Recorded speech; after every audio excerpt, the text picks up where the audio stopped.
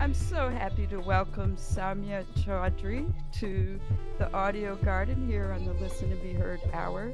Saumya, you're joining me all the way from Delhi, India, which is wonderful. And you've been part of a few things. I met you before when you organized the World Poetry uh, project that you invited me to participate in.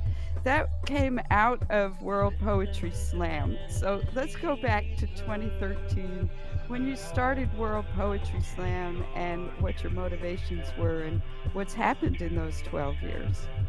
Absolutely. I think 12 years is a cycle that's according to the Chinese horoscope. But just to, thank you for, offering me the stage and for having this conversation with me. Thank you, Martha, for your patience and for following up. I'm so glad to be here. I'm really excited about it.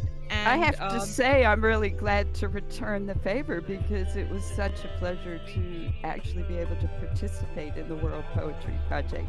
But let's start with the Delhi Poetry Slam. Absolutely. So Delhi Poetry Slam started in December 2013. So that's exactly 12 years. And it started as when I just graduated from high school. So there was a small period of time before I joined college. And it was then when I started, exploring more of, what I could actually do as an adult. And one of the things I was really interested in was literature and poetry. So I wanted to, read out my poetry, but most of the sessions that happened in Delhi were less theatrical, and they were more about, like established poets reading out their stuff in very prominent places, very five-star luxury hotels, places like those. So poetry for me was more something that could relate to anyone, and it didn't you someone doesn't have to be from a literary background in order to understand poetry, in order to relate to it, because it's very emotional. So that's how Delhi Poetry Slam started, Now, with that. if I could interrupt for a second, you called it a slam. That was Yes. about 12 years ago. How Yes. did you become familiar with that term? Because That's I remember when slam started, you know, way previously in, some say it started in Chicago, some say New York. But so how did it get to you in Delhi and why was that a term you wanted to use? right, absolutely. I think that's a great question. So, a little bit of background into that. Did you do my research into where slam started, and I think we can all agree that New York had like a huge part to play in the movement. So while I was traveling to my sister's place in Canada, so she happened to be studying in Canada at the time, and I was in Vancouver. I happened to visit Vancouver Poetry Slam, and that's where I actually learned what slam is really about. It's And more than the competitive framework, what stood out to me was how honest the poets could be on stage, and how they Mm, could like talk about things that you wouldn't normally acknowledge in daily life and everyday society. And at that point particularly, it was quite liberating for me to actually listen to issues that were presented by the poets, because India was even more regressive. Now we've had some changes in terms of you know uh, people who have like different beliefs are accepted more, but at that point it was even more regressive than it is today. So things like gay rights, or things like being a transgender would have been like really frowned upon in 2013 in India. But there has been a lot of legal acceptance and a lot of activism around those things. So now we can talk more about those issues. So that's one of the things that stood out to me at Vancouver Poetry Slam. And I had been to a few sessions while I was there. They were hosting this weekly night. I think it was on Wednesdays. So I was there at a few sessions. And when I came back to India, I was like, why not do something like that in Delhi? mhm. So the timing was good, because I managed to convince some youth to join me, and we did our first shows, and the movement just started. Hmm. And it's been growing, I think, and you have grown with it. I think you've been studying, and as you said, you went off to college. You when we I'm skipping around here a bit, but I participated in the World Poetry Project back, I think it was in the spring, and you talked a lot about how to actually be a professional poet, which I found a very interesting approach to take. Here in America, it's very difficult to be a professional poet. Most poets have some other kind of job. Either they teach or they just have what we call a day job. And tell me a little about how you feel about that and how that goes in Delhi for you when you're, trying to Mm. encourage people to be poets and possibly even make money being a poet. Mm. Thank you for bringing that up, Martha. And I think here I would like to just add that the Indian context is slightly different from the Western context, where the pressures around finances can even be more than what it is in India. So in India, most like even when when you turn 18 or when you get through college, your parents are supporting you through it. So you do not really have the kind of financial pressures that would be there in the West. So there is like that kind of a safety net to experiment with what you want to do in your career, and you don't really need to just sign up for a job that pays the bills.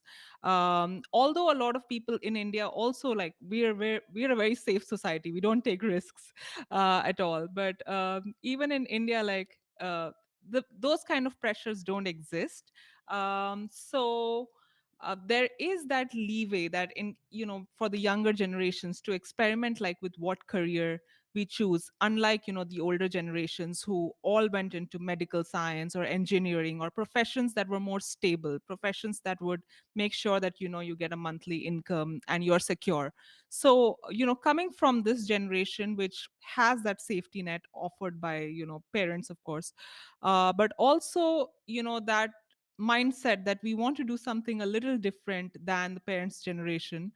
um, Poetry is something that can be done professionally, and it has almost the same rules as any other profession, that you would do freelancing, whether it is graphic design or whether it is, let's say, consultancy.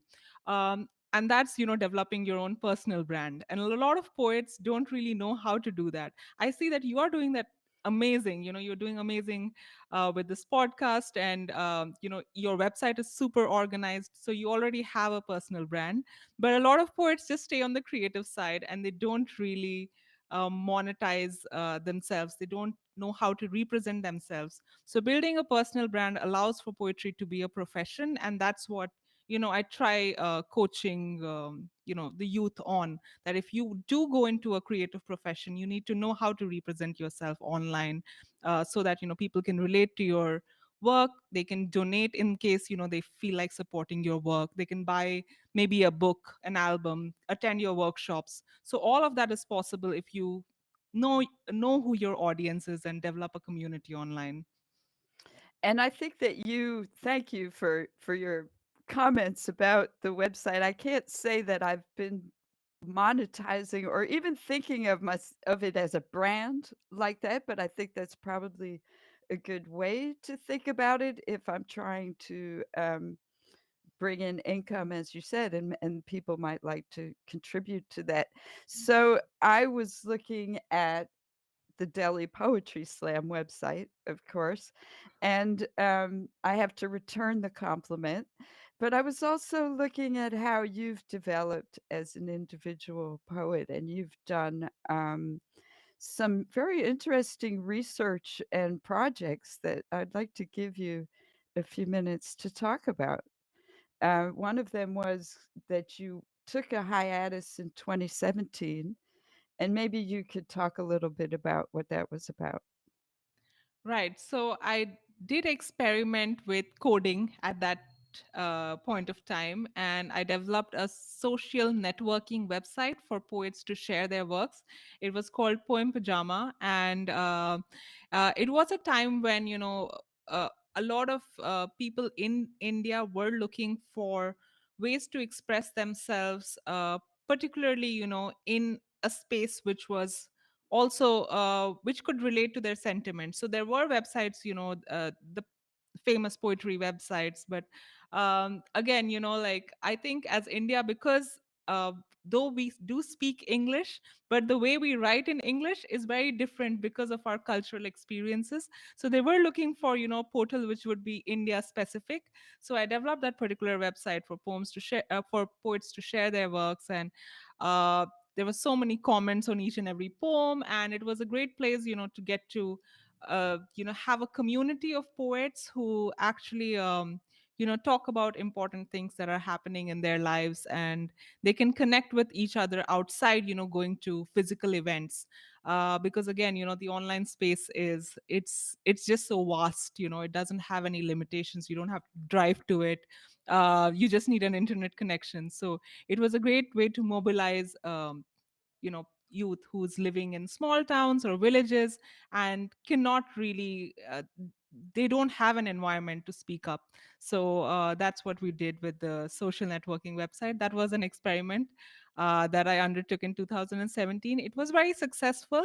But I'm not a coder. I don't come from that background. So there were a lot of spam comments, and then like Oh, robot accounts and things like that, technical stuff that I couldn't take care of. So eventually we did call that off and moved to other projects.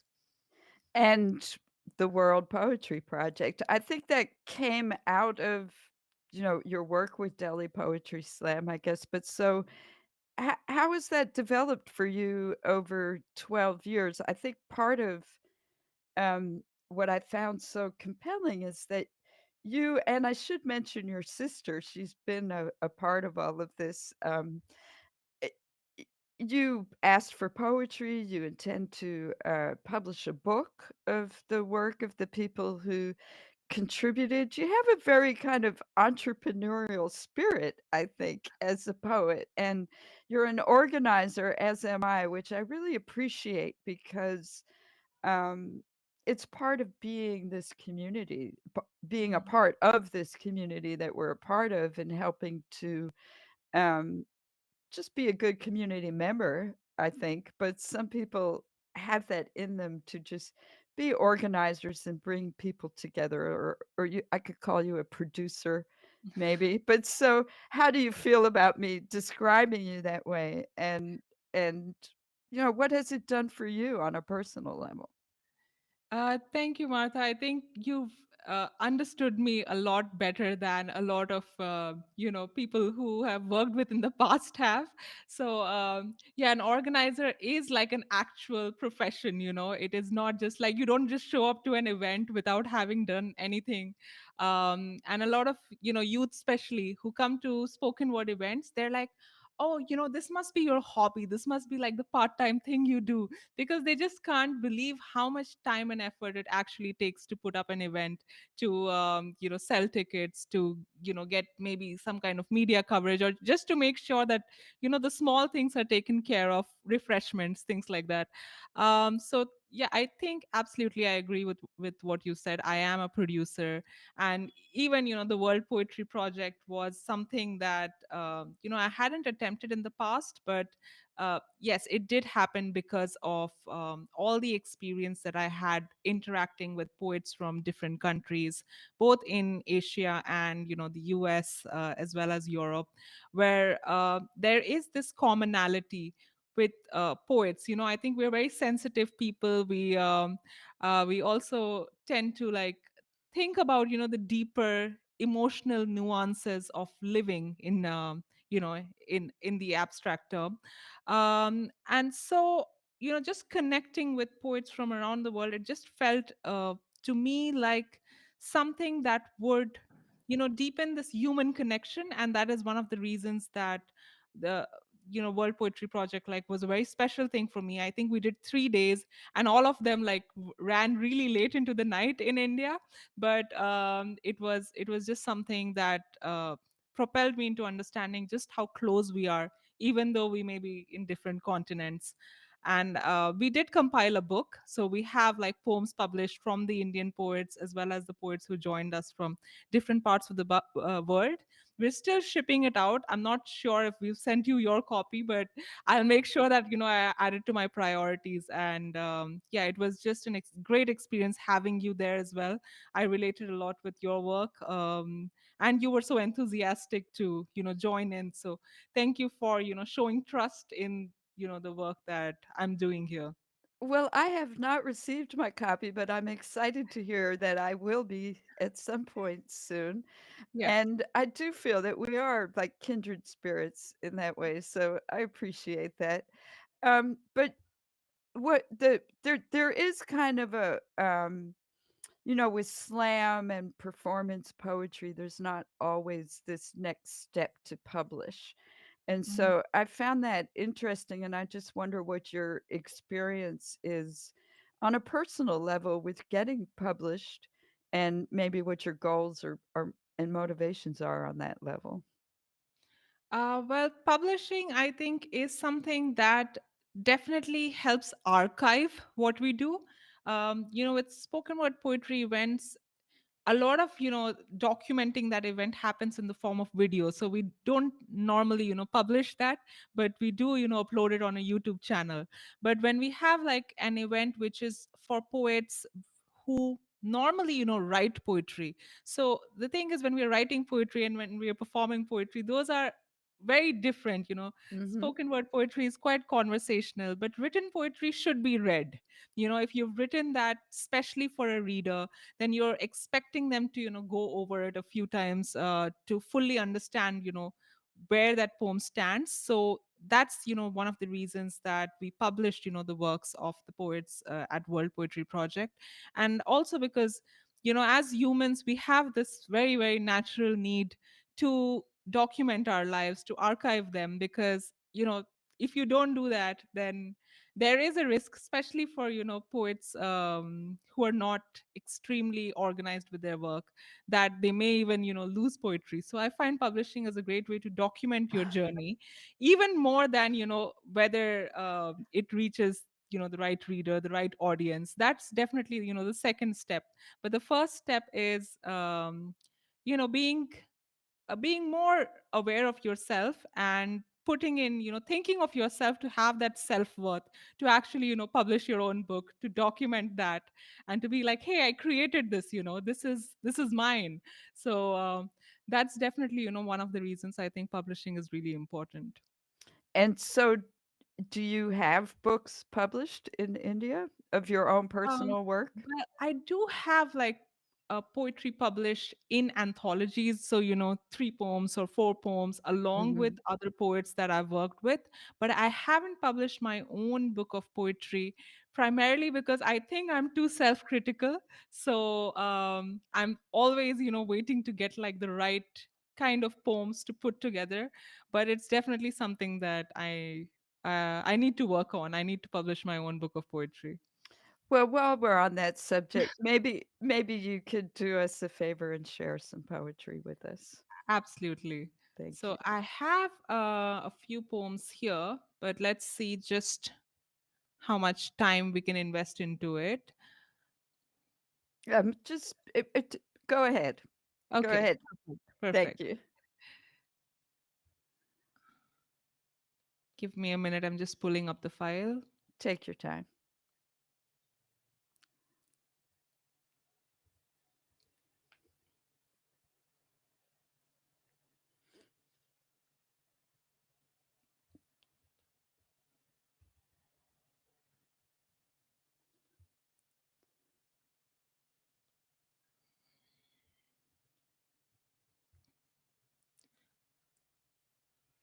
All right. So the first poem I'm going to be reading today is called Light.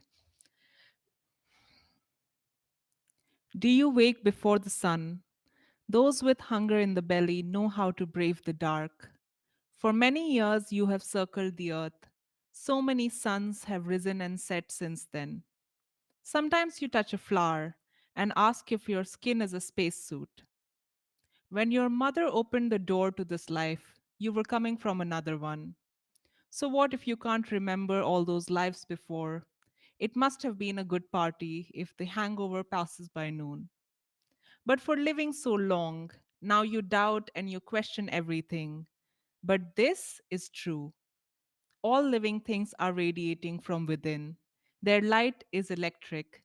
See the cells communicating, stars burning, energy pulsing, feet thudding to the beat of Shiva's universal drum.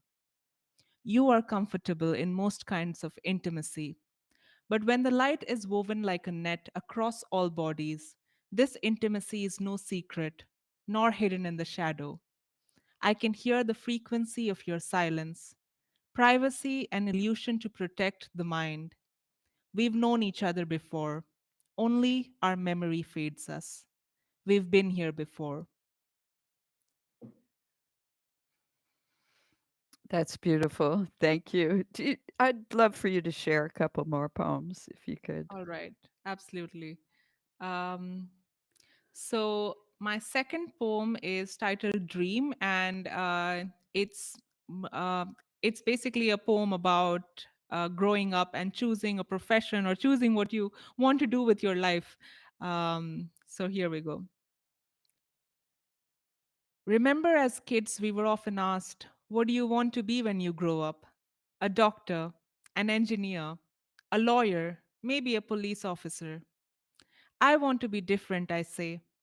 I want to conquer my fear of being stuck in this town forever where we've forgotten to take risks and live by a one size fits all rule book. Education, occupation, marriage, children, debts and bills, the list goes on and on. I want to be an artist. Like a toddler reaching out to unfamiliar objects, I want to explore the world through my words. I want to hear my voice resounding from a hilltop, touching trees, rivers, and rocks. I won't be the one staring at a computer screen in an office cubicle, swallowed by a sea of Microsoft Excel sheets to earn a monthly paycheck. For the gift of security, will I have to sacrifice my hunger of the unknown? My mother once told me a life is wasted in the absence of a dream. If money prevents my feet to embark on a calling, let me be without any, for then I may have nothing to lose.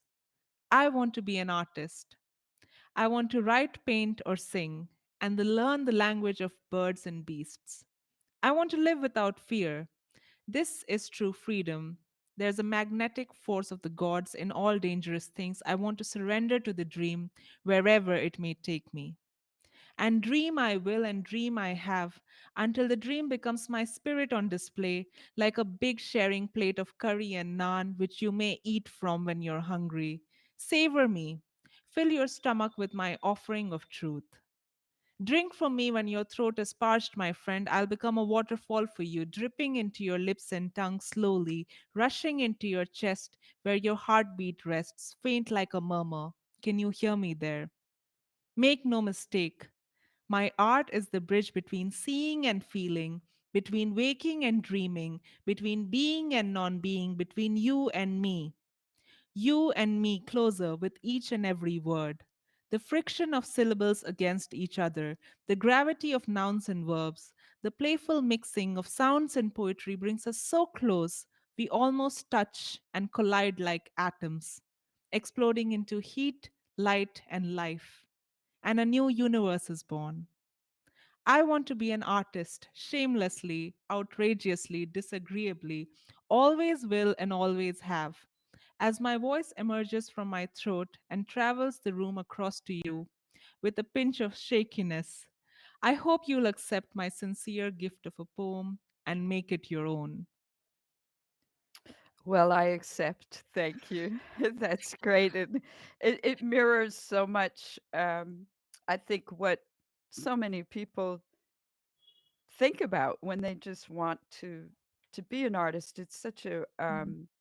I don't know in Delhi, but I have a feeling from how you've described it, it's not just something that you decide to do um, casually.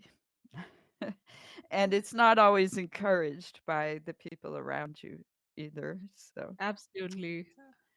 do you have one more poem for us? I'll just have a look which one would be the right fit. I definitely have probably a shorter one. Let's Okay. just have a look.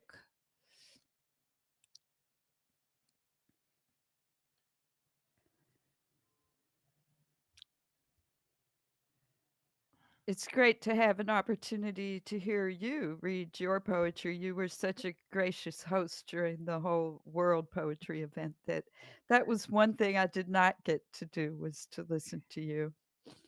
Yes, I think I did read one of my poems, but you may not have been there on that particular day. So, yeah, Yes, it's it was quite a marathon. I have to admit I was not able to participate in yeah, all 3 days fully, but I yes, salute yes. you for that effort because it really was like a marathon.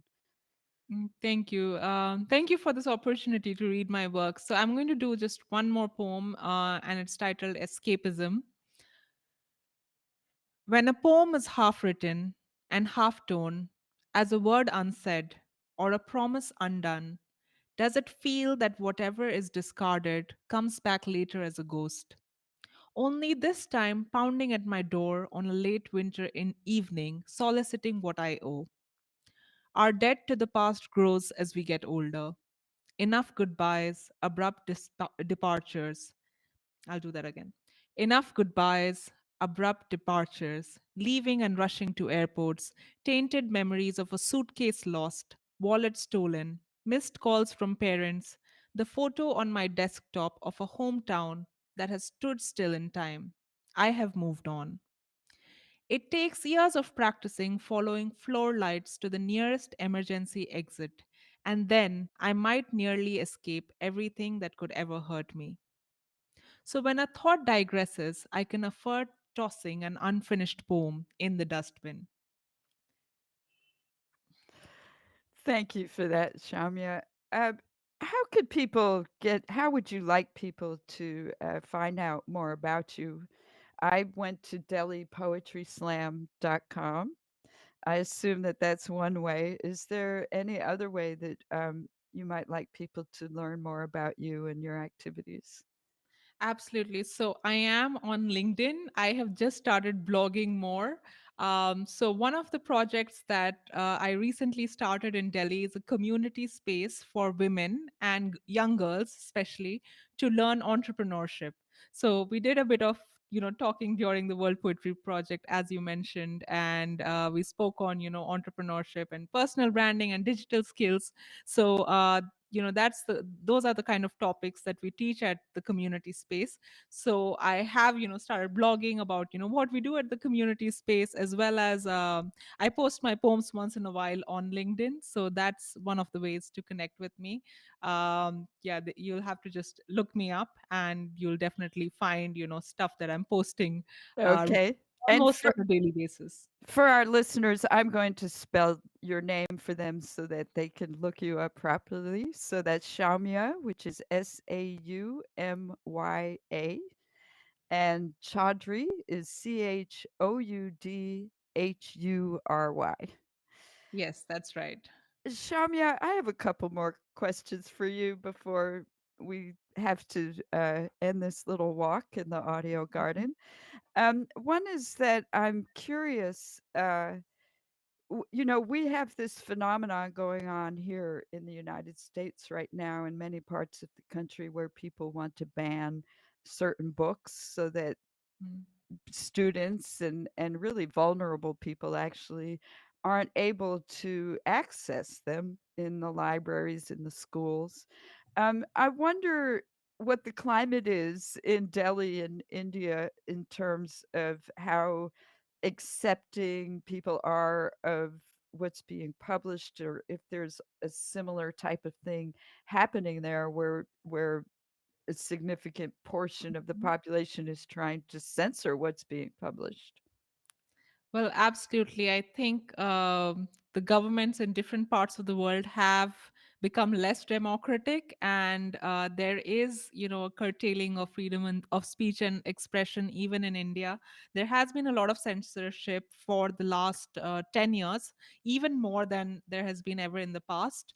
But one of the things about, Indian society is that we've always been, very flourishing ground for different ideas. So even if, certain books get censored, there is almost a culture, because people talk a lot with each other, at have while having tea. Tea is like this kind of a social experience where you can just go to a tea stall and you can, stand around, talk about politics. So people discuss ideas, and we've just, historically been a place where different religions flourish, different ideas flourish. So even though, there has definitely been a lot of censorship on TV, so with the news or what we watch, as well as with books. However, there is that space which is not, that formal space where people are still talking about things that, they don't want us to talk about. And there's also, those kind of underground spaces like comedy, where people will just hint at something, so you're not Mm. talking about it, but it's obvious enough, what it implies. And I imagine the poetry slam is Yes. another fertile Yes. ground for that, and that is continuing, is it not? How does the Yes. Delhi Yes. Poetry Slam operate today? Is that Yes. So we do have, some online programs, but our heart is always invested with, doing things physically. So we do a lot of collaborations with universities and colleges, as well as, at our space in Central Delhi, Two Road Studio, we do have like open mics, as well as, just, gatherings where, you can come around and have like some tea or coffee and talk to each other and share your poetry. So that kind of stuff. So yeah, it is definitely, something that we do almost twice a month. Thank you. And I have one more question that I ask all of my guests, and putting you on the spot a little bit, just asking you to improvise and say something with the phrase listen and be heard. All right, that's a very powerful phrase, and I think, listen and be heard, because your voice matters, but it also matters to grow yourself. And that's where listening comes in. You learn more from your ears actually than you do by talking about something. So definitely listen and be heard at the same time. And that's a really, really powerful name for a show. So thank you so much for, coining that term. Well, thank you, Saumya Chaudhry, for joining me here on Listen and Be Heard in the Audio Garden. I want to thank you so much for your time. Once again, people can visit you at Delhi Poetry Slam, or they can look for you on LinkedIn. Thank you so much. Thank you, Martha. Have a great day. You too.